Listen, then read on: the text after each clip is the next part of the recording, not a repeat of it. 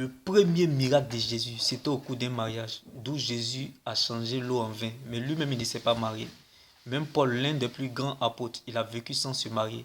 Mais il n'a pas fait de cela son malheur. Donc on peut te dire que tu es une femme sans homme. Mais on ne peut pas te dire que tu es une femme sans Dieu. On peut te dire que tu es une femme sans enfant. Mais on ne peut pas te dire que tu es une femme sans Dieu, comme Sarah. N'oublie surtout pas que la stérile enfante en Jésus-Christ. Car Sarah a eu son Isaac. C'est que ton règne aussi est possible, bien-aimé dans le Seigneur. Le mariage en vérité est notre propre alliance avec Dieu. Car la meilleure prédication, c'est votre propre histoire avec Dieu. Sinon, le mariage terrestre, en réalité, est juste un bonus. Donc, on peut te dire que tu es une femme sans homme, mais on ne peut pas te dire que tu es une femme sans Dieu. C'est ça qui est la vérité, bien-aimé. On peut être sur le même sol, mais on n'a pas le même sort, comme l'histoire de Sarah.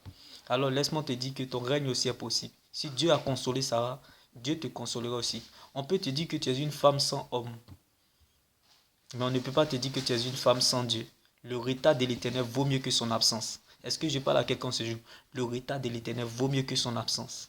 Vaut mieux être blessé que de mourir. Il est moins grave de perdre que de se perdre. Alléluia.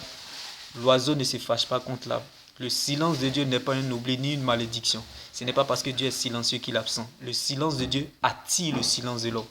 Le silence de Dieu attire le silence de l'homme. Alléluia. Le silence de Dieu dans la vie de Sarah a attiré Abraham auprès de Sarah. Est-ce que je parle à quelqu'un ce jour? Le silence de Dieu dans la vie de Sarah a attiré Abraham auprès de Sarah. Demeure béni, shalom. Et je dis à quelqu'un ce jour, le diable peut voler l'argent pour te le donner, mais il ne pourra jamais voler un cœur pour te le donner.